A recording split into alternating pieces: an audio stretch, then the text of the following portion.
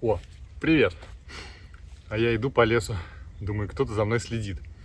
А это, оказывается, вы уже уселись у экранов своих смартфонов, телевизоров и других приспособлений. И смотрите, как я тут хожу, брожу по лесу. Да, уже конец сентября, а ежевика еще до сих пор не отошла. Честно говоря, я, конечно, думал, что она отходит где-то в августе уже. Ну, так вот. Ну, я думаю, вы уже поняли, куда я направляюсь. Я направляюсь в свою землянку у ручья. Дожди шли несколько дней подряд, и местность прям тут стала болотистой. Без сапог уже не пройти и не пробраться. Сегодня у меня грандиозные планы в землянке. Я хочу провести электричество. Ну а как я это сделаю и за счет чего я буду получать электроэнергию,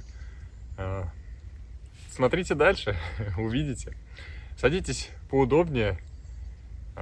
Приятного просмотра.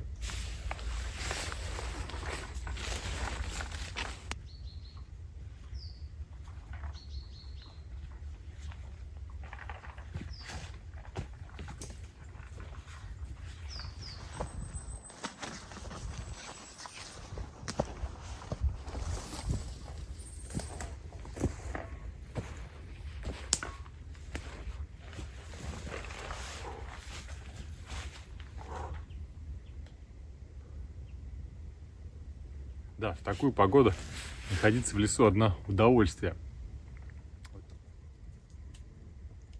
Да, атмосфера просто непередаваемая. Жаль, что вы не сможете прочувствовать все эти запахи и ароматы влажного леса.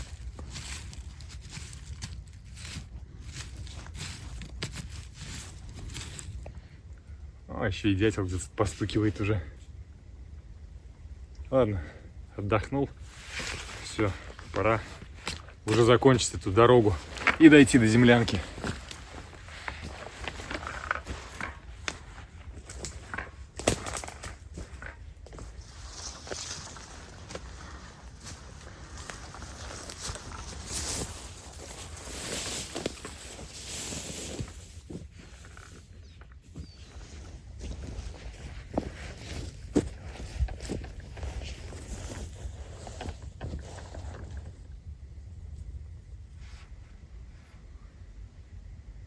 Шикарно.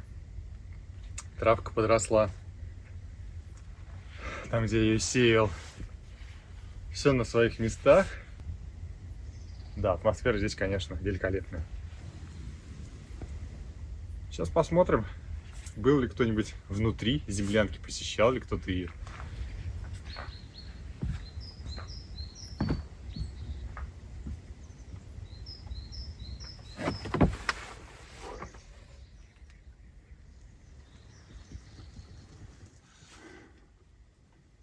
Да, за что я люблю именно это место.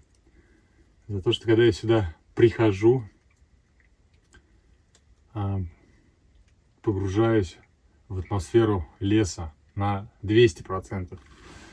Всегда в этой землянке какая-то паутина в углах стен, постоянно какая-то земля, то на лежаке, то на полу, сосновые иголочки везде лежат. И становится понятно, что это по-настоящему лесное убежище, в котором всегда можно спрятаться от дождя в непогоду. Ну а зимой, когда я здесь поставлю печь, можно будет еще и согреваться теплыми зимними вечерами, лицезрея, наблюдая за природой. Классно.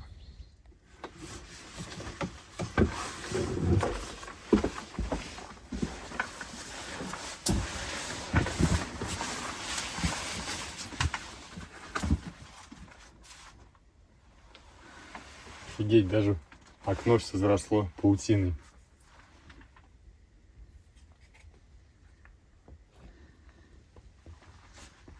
Супер. Ладно, смотреть и наблюдать всю эту красоту, конечно же, зрелище приятное. Но надо и работать. Сегодня по плану я хочу здесь провести электричество. И не какое-то там, да, 12-вольтовое, а 220 вольт. Откуда я возьму электроэнергию? Какая мощность у меня будет в ваттах, да, в моей сети? Это все вы узнаете несколько позже. А сейчас моя задача повесить здесь 2 светильника, сделать внутри выключатель, поставить розетку, ну и, соответственно, все это соединить проводами. Ну а потом мы запитаем вместе с вами всю эту электросеть земляночную от внешнего источника питания.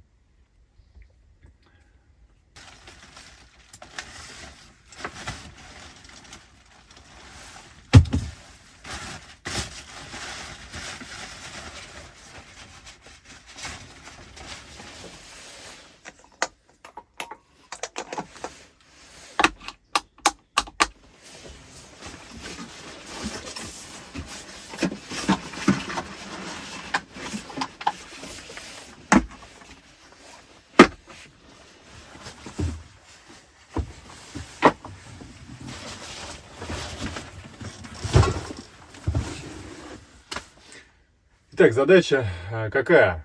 Хочу повесить 2 плафона и вкрутить туда лампочки по 15 ватт. Вот куда бы их повесить, это, конечно, интересный вопрос. Если их повесить вот так, то они будут, соответственно, мне мешаться, да, то есть тут вот это бревно-то идет прям ровно под мой рост. Но эти плафоны, естественно, я головой рано или поздно снесу. Возможно, имеет смысл повесить как-то вот так вот. Соблюсти симметрию. Да. И как бы эти фонари, мешаться не будут мне. Тут я точно не ударюсь, потому что я буду садиться, а тут, ну тут он будет мешаться немножко. Блин, а может вообще вот так вот? Слушайте, да, вот это будет оптимальный вариант. Под самый потолок. И будут как раз один фонарь освещать эту сторону, а второй фонарь будет освещать эту сторону. Ну все, вешаю.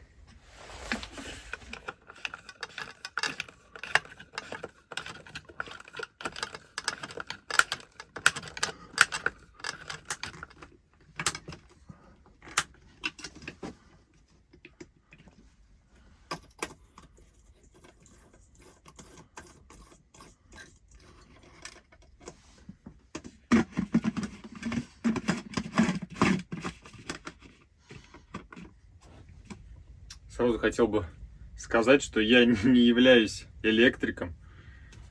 Хотя на даче всю электрику я делал сам. Но наверняка я сейчас допускаю какие-то ошибки.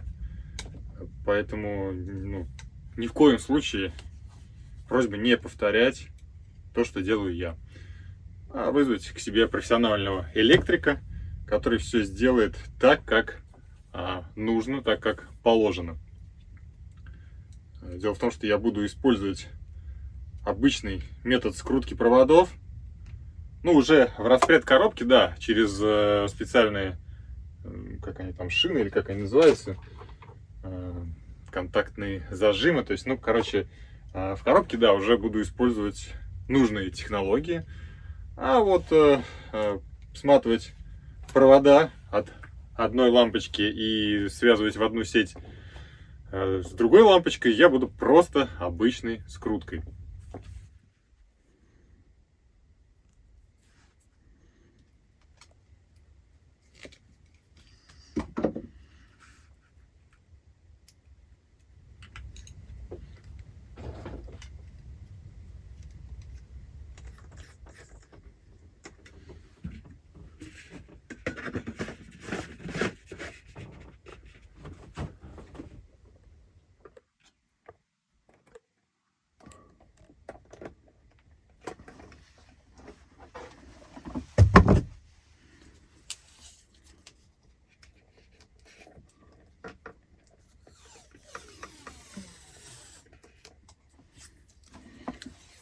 Ну, вот так вот. Такую скрутку я, в принципе, всегда обычно и использую. Насколько это правильно, неправильно, я не берусь судить. Но, повторюсь, здесь таких нагрузок, которые просто, проводка не выдержит, быть априори не может. Нет, если принести сюда бензиновый генератор, то можно и 3 киловатта сюда, конечно, выдать. Но есть ли в этом резон, посудите сами, да? Зачем здесь, условно говоря, 3 киловатта? Здесь, максимум 500-600, 1 киловатт будет за глаза.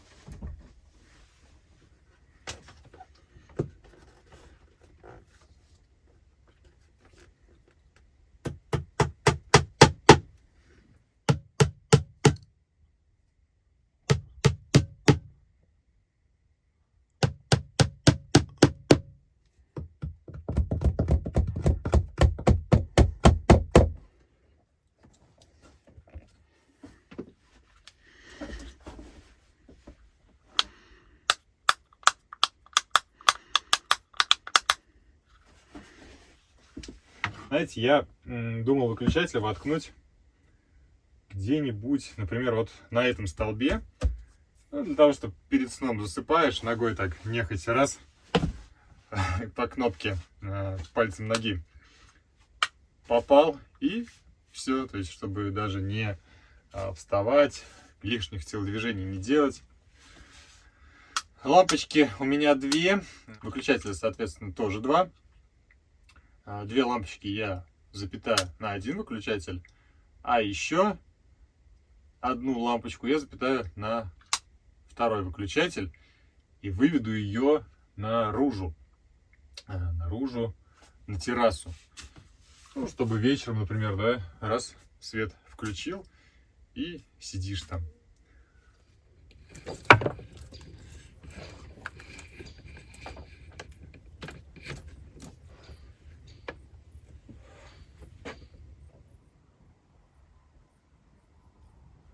Сейчас сразу повешу вот здесь, да, например, и буду потихоньку туда все провода протаскивать.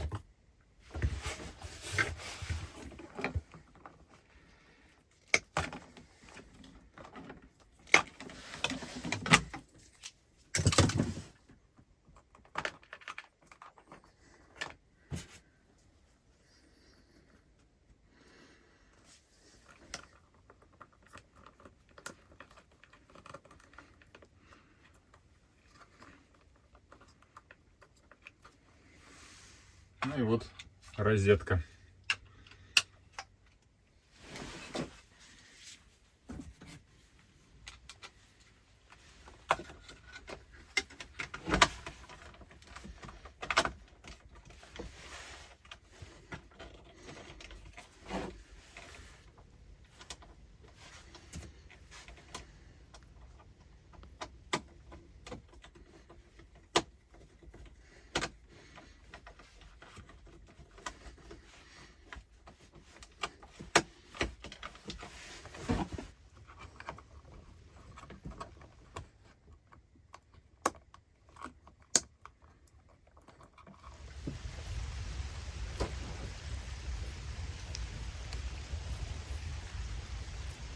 Дождик пошел.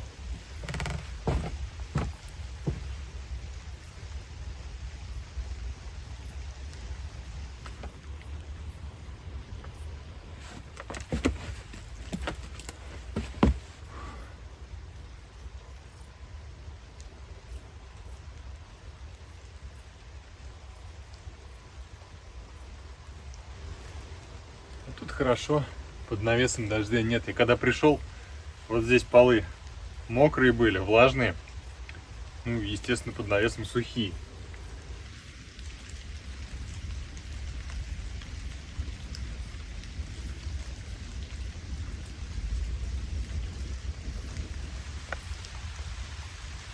Лес прям шумит. Дождь пошел. Капает и бьет по листочкам, по сосновым иголочкам. И вот это вот шуршание такое появилось прям.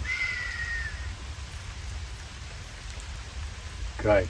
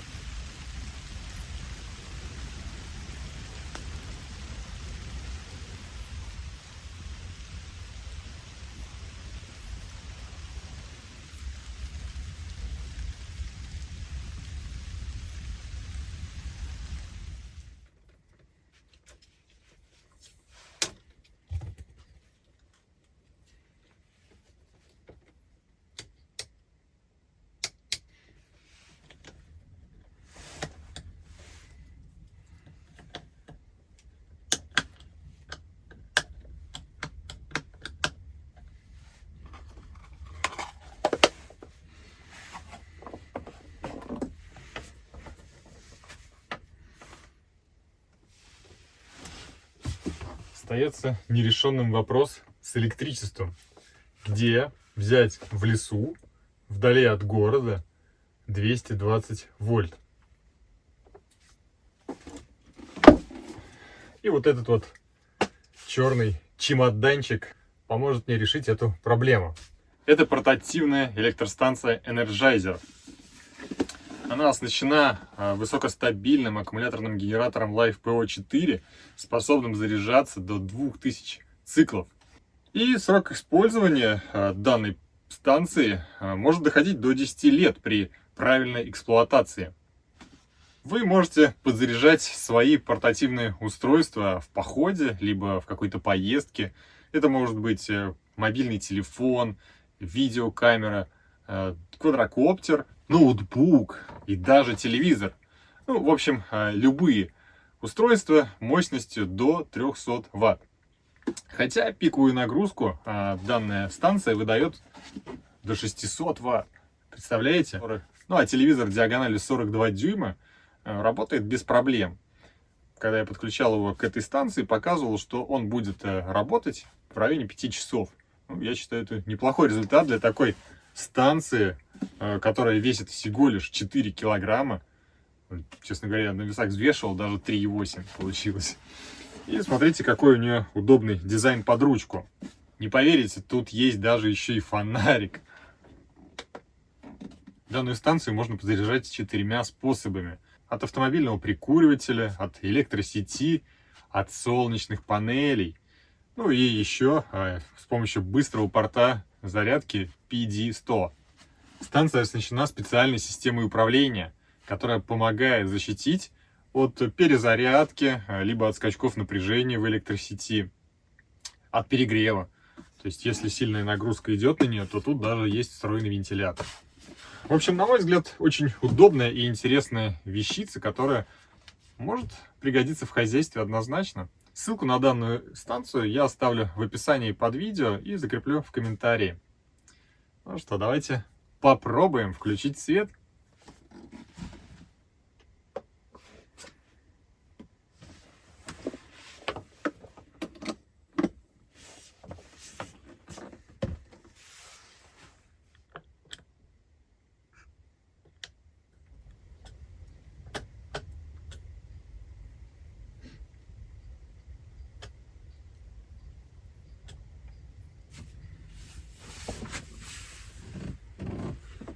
Вау, это по-настоящему шикарно.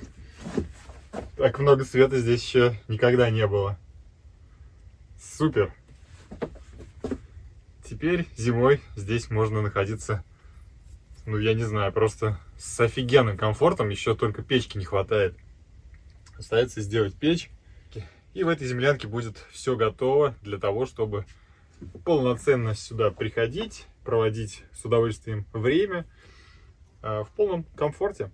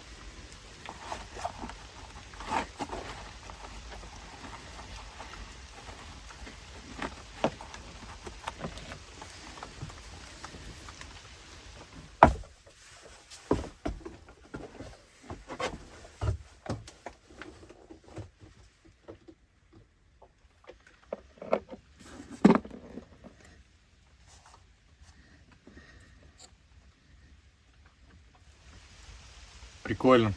Заряжается, несмотря на то, что солнца-то и нету. Облака и дождь.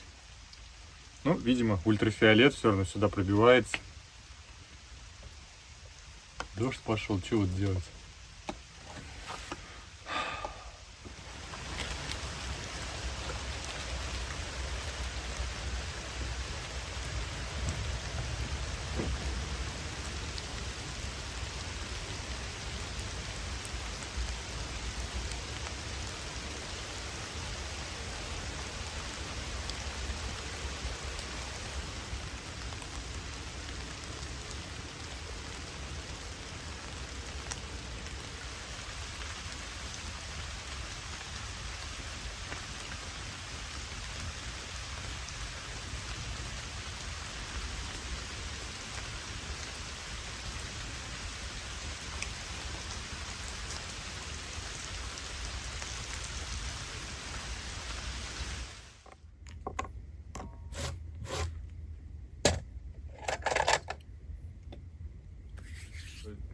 Я хочу попробовать переделать керосиновую лампу под электрическую лампу.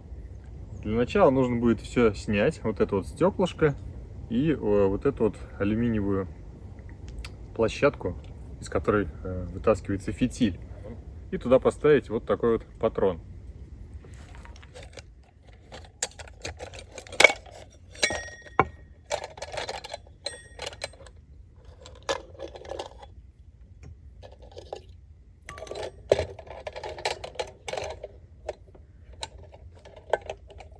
Пробку, которая защищает емкость от выливания керосина, тоже нужно открутить и, соответственно, убрать. Сюда я буду просовывать провод.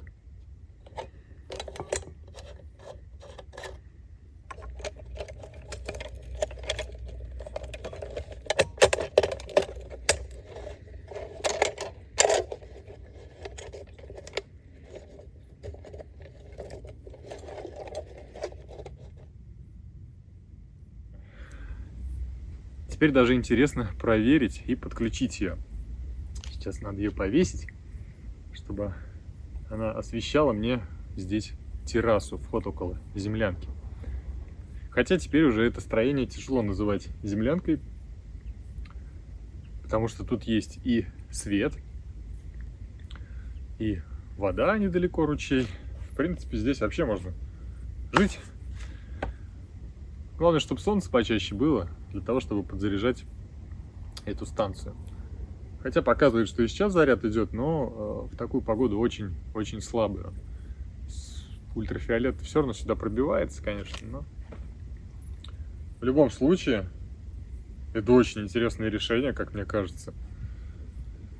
И Новый год нужно будет отметить именно здесь, вместе с вами.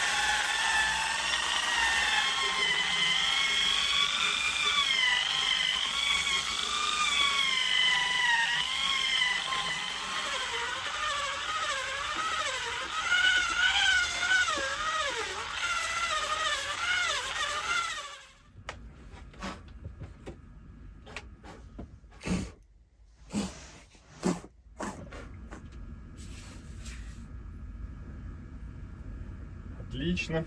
Стол теперь не оставляет занос. Да и вообще стал светлее, ну, как будто бы обновил дерево. Есть еще идея в дальнейшем, может быть, попробовать все стены обработать. Специально есть насадка антикоррозийная, что ли. Ну, она, короче, корщетка для металла считается. И вот этой вот щеткой насадку эту поставить на дрель и обработать все стены, сняв верхний слой дерева. За счет этого здесь станет намного светлее. Не нужно будет не использовать никакие доски, как в том строении в моем, да? Ну, короче говоря, за счет этого можно будет осветлить все помещение. И все будет прям вообще офигеть как ярко и светло. То есть не как землянка, а практически как жилой дом. Да, в этой землянке я решил поставить металлическую печь, чтобы не заниматься какими-то лишними проблемами со штукатуркой, с постоянным подмазыванием печки. То есть за ней нужно следить, за кирпичной печью. С металлической все намного проще. Буржуйка небольшая, ну где-то вот таких вот размеров, там, да, я не знаю, 50 на 50. Ну, как заявляет производитель, она способна прогреть помещение до 100 кубических метров. Ну, то есть, грубо говоря, площадь там 40 квадратных метров, да, и 2,5 высота. А у меня какие тут 40? У меня тут вообще 2,5 на 2,5, ну 3 на 3 пусть даже, да, возьмем. 9 метров и высота, ну, 2 метра. 9 и 2, 18. То есть 18 кубических метров, 18 кубов. Ну, будет жарко. Но это уже будет в следующий раз. Кстати, когда я сюда приезжал выпиливать это отверстие, проверял фотоловушку, и там были просто обалденные кадры. Сейчас я их включу, посмотрите. Блин, ну я, честно говоря, не ожидал увидеть это животное здесь, в этом лесу. Для меня это стало шоком таким легким. Да и вообще считается, что данное животное очень редкое для нашей области. Посмотрите сейчас и поймете, о чем я говорю. Точнее, о ком. Ну, тут все понятно. Этих животных я встречаю каждый раз, когда прихожу сюда. Да, это косуля. А этот красавец явно похож на лося. Да, это определенно именно он. Но самое интересное будет дальше. Вот он, лесной олень. Если я правильно понимаю, то это вообще довольно редкий вид для нашего региона. Пятнистый олень. Ну а фотоловушка остается висеть здесь дальше.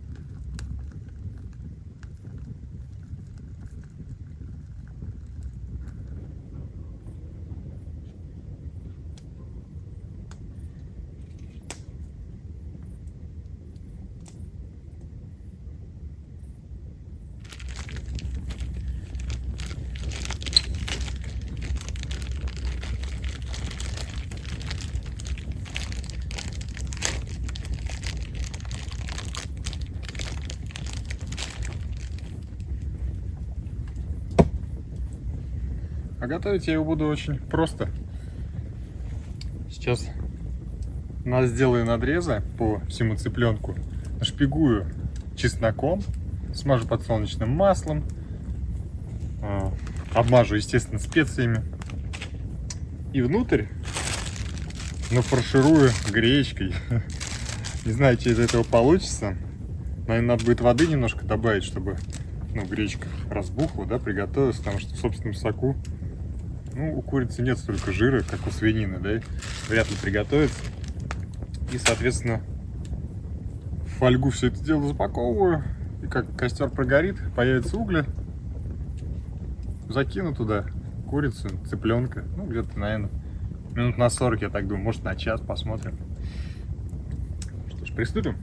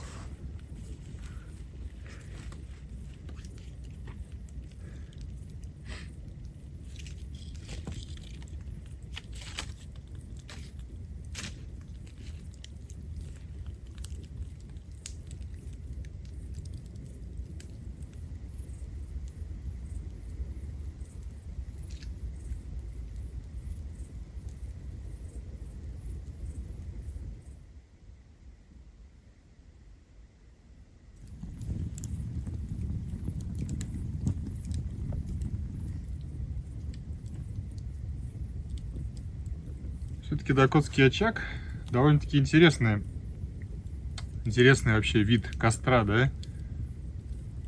Наверное, было бы здорово глиной, что ли, обмазать вот этот тот очаг, чтобы он не развалился, потому что камни все равно рано или поздно начнут либо падать. Да даже просто вот зимой снег буду очищать оттуда, и все равно камни могут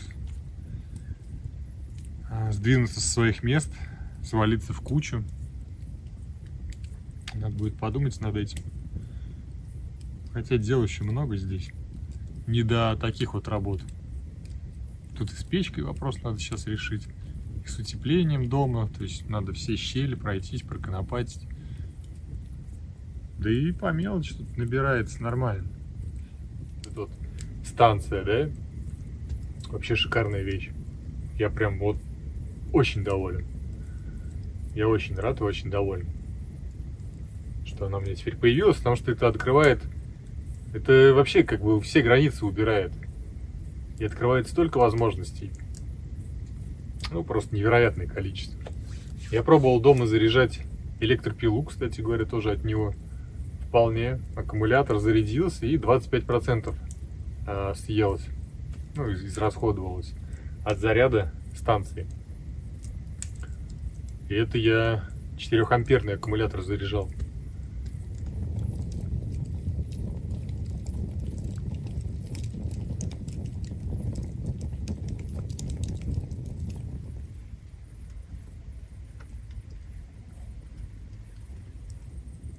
Сейчас костер прогорит, появятся угли. Я положу курицу туда, и дождь все потушит. Как вариант, может быть, досками накрою. У меня еще там остатки какие-то есть сверху. Там горбы или доски какие-то покидаю. И тепло уходить не будет. И угли не потухнут.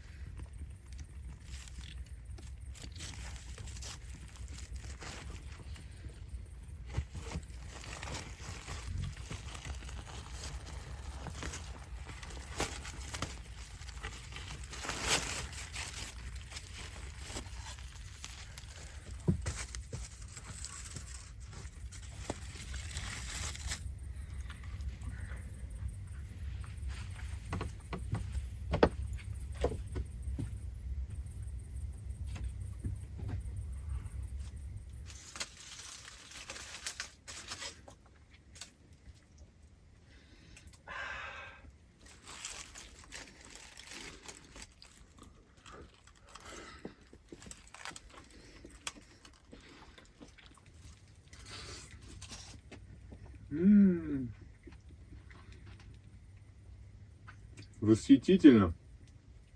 А главное, сочная курица. Надо же, прям сока очень много.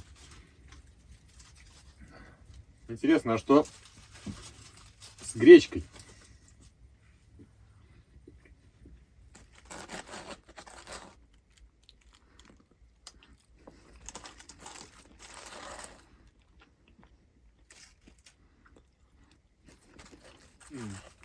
Надо же, и гречка тоже готова. Но я хотел бы сказать вам следующее. Спасибо, что провели это время вместе со мной у экранов ваших устройств, смартфонов, телевизоров. Составили мне компанию за этим вкусным ужином. Ставьте лайки или дизлайки под моим видео. Не забывайте подписываться на канал. Скоро увидимся. Пока-пока.